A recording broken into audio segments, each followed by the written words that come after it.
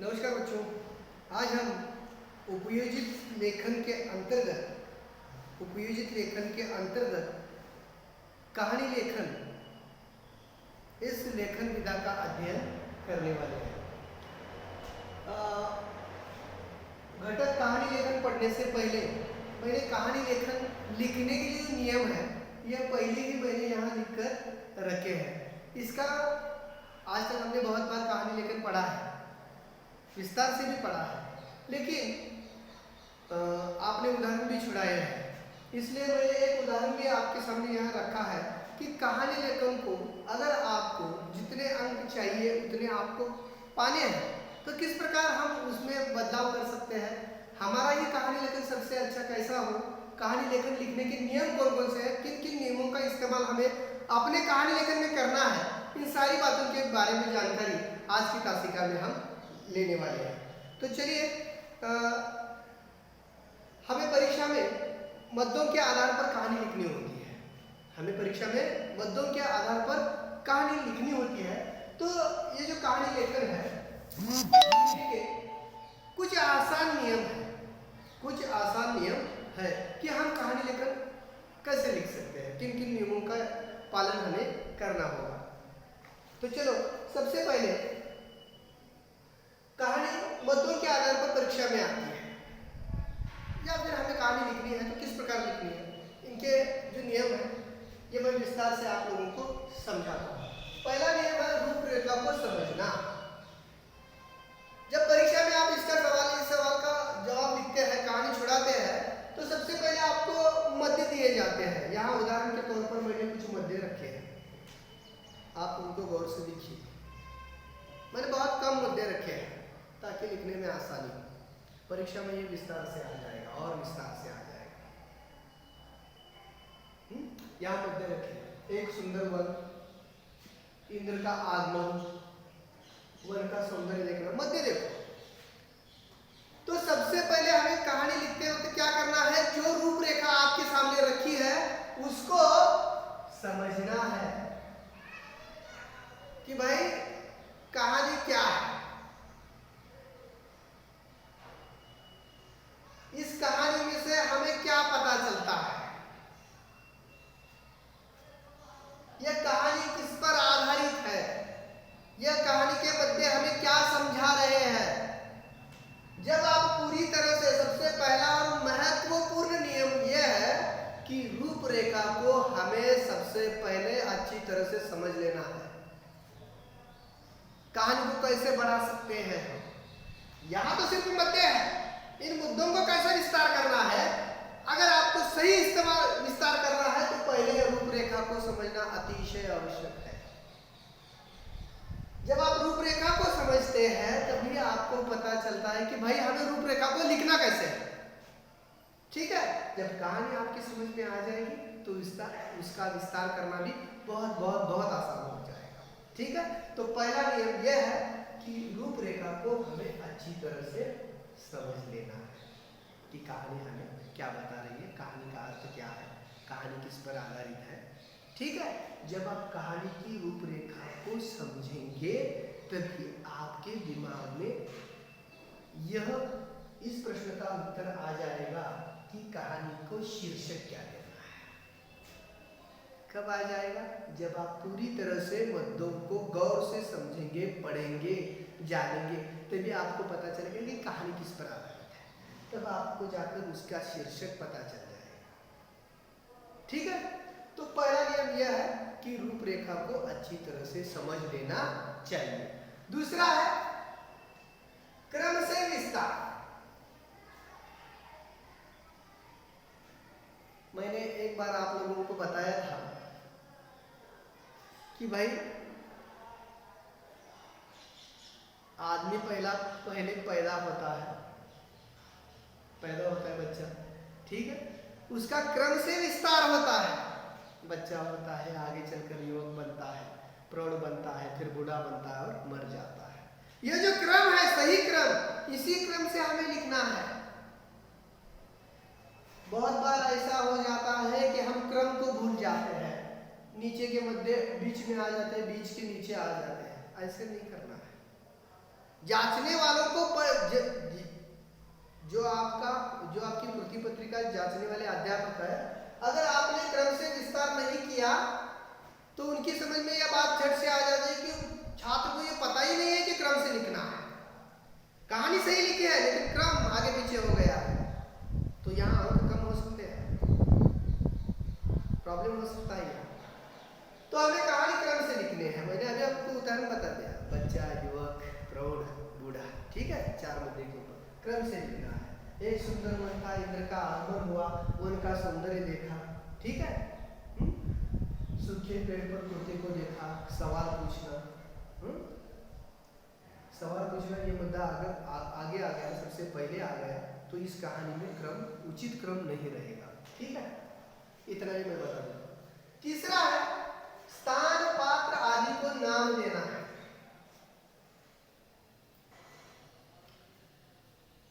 यहां से क्या बताया है, एक सुंदर वन था, इंद्र का आगमन हुआ, वन का सौंदर्य उसने देखा, यहाँ इंद्र नाम ही आ गया है, सूखे पेड़ पर तोते को देखना।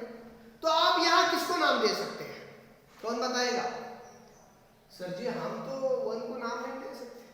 क्यों नहीं दे सकते? आप वन को नाम दे सकते हैं, वो आपकी कहानी का एक पात्र ही है, जंगल है, एक स्थान है, पात्र को इंद्र एक पात्र हो गया है, स्थान कौन सा है? वन है, तो उस वन को हम नाम दे सकते हैं। देखिए जब तक आप वन को या और दूसरी कहानी आ गई, लिखो ना, नाम लिखना आवश्यक है। अहमदनगर नाम का एक गांव था, उस गांव में रमेश नाम का एक युवक रहता था। मैं दूसरी कहानी से बता रहा हूं, नाम लिखना आवश्यक है। अगर आपको गुण ज्यादा कमाने हैं तो इन नियमों का पालन करना आवश्यक है, नहीं लिखे तो अंक आपके कट जाएंगे, इसके लिए जिम्मेदार आप होंगे, ठीक है। जो कहानी में जो स्थान आ जाएगा, जो पात्र आ जाएंगे, उन हर एक पात्र को, हर एक स्थान को आपको नाम देना है, अनिवार्य है, मस्त है, देना ही है। बहुत बार क्या हो जाता है, हम कहानी लिखने में इतने व्यस्त हो जाते हैं कि स्थान को नाम लिखना ही भूल जाते हैं, पात्र को नाम देते हैं। ऐसे नहीं करना, भूलना नहीं। इसलिए मैंने ये नियम लिख कर रखे हैं यहाँ, ताकि कहानी लेखन बहुत आसान है, कहानी तो लिखनी है। और यहाँ कौन सा ऐसा नियम बनाया रखा है कि इतना ही लिखो, 2 परिच्छेद लिखो, 3 परिच्छेद। अरे जितना जी में आए तुम जितना बढ़ा सकते हो, जितनी अच्छी कहानी बना सकते हो बना सकते हो, इसमें कुछ नियम नहीं है। हाँ 3 घंटे की अवधि है आपके पास आपकी कृति पत्रिका छुड़ाने के लिए, उसके हिसाब से आपको कहानी लिखनी पड़ती है, यह आप जानते हो, बड़ी बात जानते हो, ठीक है। चौथी, कहानी भूतकाल में लिखो। कहानी कब लिखते हैं हम? जो घटना घटित हुई है। भूतकाल की व्याख्या क्या है? भूतकाल की व्याख्या है जो घटनाएं घटित हो चुकी है, जो बीत चुकी है, उन सारी घटनाओं को हम भूतकाल में समावेश करते हैं। तो कहानी हमेशा भूतकाल में लिखना है। जे घडून गेलेला आहे ते भूतकाळ, जो आता चालू आहे तो वर्तमान काळ, जो उद्या घडणार आहे तो भविष्य काळ। घडून गेलेल्या गोष्टीची संपूर्ण कहाणी म्हणजे गोष्ट आता चालू असते का? उद्या होणार आहे का? घडून गेलेली आहे, त्याच्याबद्दल तुम्हाला माहिती है, उसके बारे में आप सभी को जानकारी है। इन सारी बातों के बारे में हम जानकारी कहानी में लिखते हैं। ये बात बहुत महत्वपूर्ण है, गलती से भी दूसरे काल का इस्तेमाल नहीं होना चाहिए। कहानी में हमें भूतकाल में ही लिखनी चाहिए। यह है कहानी लेखन का चौथा नियम। अब चलते हैं 5वें नियम के बारे में। देखो बच्चों, 5वां नियम है विराम चिन्हों का उचित प्रयोग। अल्प विराम, प्रश्नवाचक चिन्ह, पूर्ण विराम, दोहरा अवतरण चिन्ह, ठीक है। हमने विराम चिन्ह मैंने आप लोगों को लिख कर दिए हैं, उनके चिन्ह भी दिए हैं, उनको क्या कहते हैं, उनका इस्तेमाल कैसे करना है, ये भी हमने वाक्य शुद्धिकरण में पढ़ा था कि नहीं पढ़ा? ठीक है। तो उनका इस्तेमाल यहाँ कैसे करना है? विराम चिन्हों का सही इस्तेमाल करना है। ये जो मुद्दा है, इस मुद्दे का उपयोग जांचने वाले जो अध्यापक है, जब कभी छात्र को जितने गुण 80 से 80 मिल रहे होते हैं, तब कहानी लेखन में विराम चिन्हों का उचित प्रयोग किया है कि नहीं उन्होंने, ये फिर से एक बार देखा जाता है। ज़्यादा जानकारी के लिए मैंने आप लोगों को बताया है, आप करते हो, लेकिन फिर भी इसके ऊपर ध्यान देना है। अल्पविराम कहाँ देना है, पूर्णविराम कहाँ देना है, सिंगल एक अवतरण चिन्ह, दोहरा अवतरण चिन्ह कब देना है, इसके बारे में हमें सही इस्तेमाल करना है।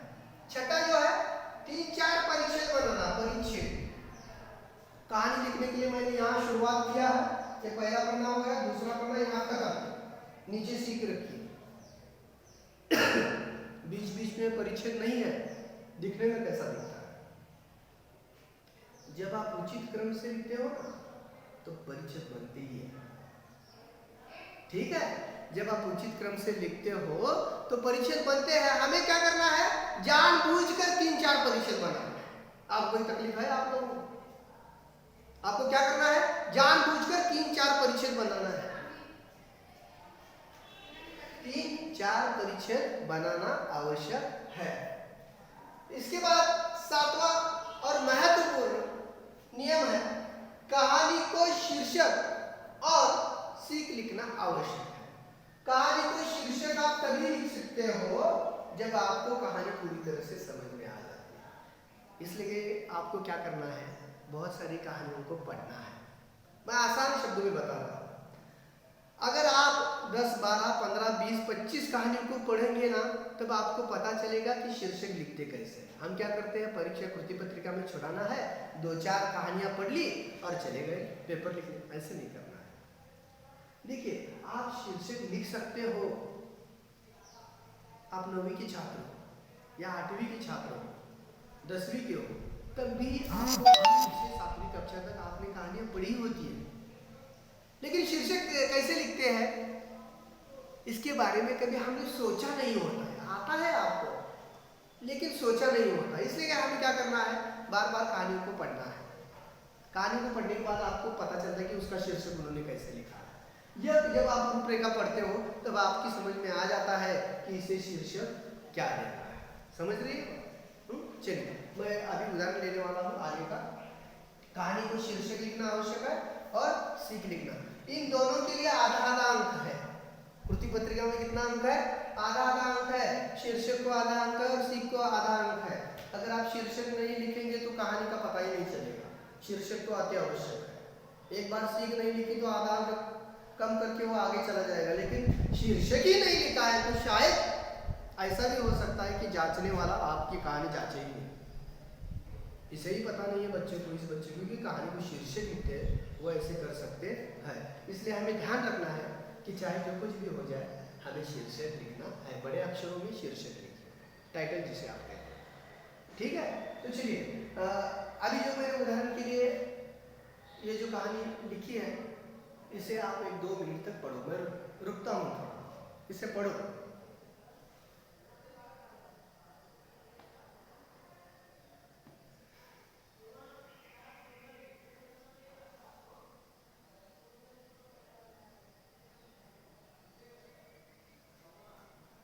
देखो, पढ़ लिए?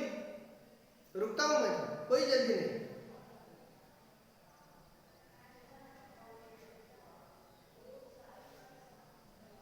तो चलो, अब मैं इस उदाहरण को छोड़ा कर दिखाता हूं। आप लोग पहला लिखिए, एक सुंदर वन। हम इसे कैसे बढ़ा सकते हैं?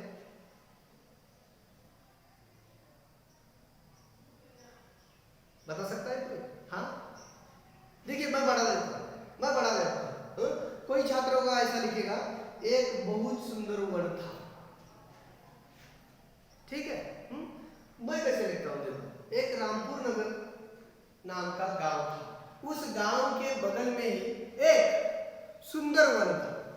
देखिए, एक वाक्य में मैंने 2 वाक्य किए। बढ़ाते कैसे हैं, लिखते कैसे हैं, ये मैं बता रहा हूं। ठीक है। एक सुंदर वन था, रामपुर नाम का एक गांव था। उस गांव के बाजू में ही एक बहुत बड़ा और सुंदर वन था। मैं बता रहा हूं कि छुड़ाते कैसे। एक वाक्य में मैंने 2 वाक्य बना दिए। उसमें फलों फूलों से लदे हुए बहुत सारे वृक्ष थे। उसमें बहुत सारे फलों फूलों से लदे हुए वृक्ष थे। इन वृक्षों के ऊपर बहुत सारे पशु पक्षी आराम से जिंदगी बसर कर रहे थे।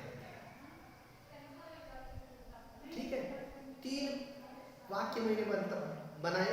इन 3 वाक्यों का पहला छोटा परिचय बनाइए।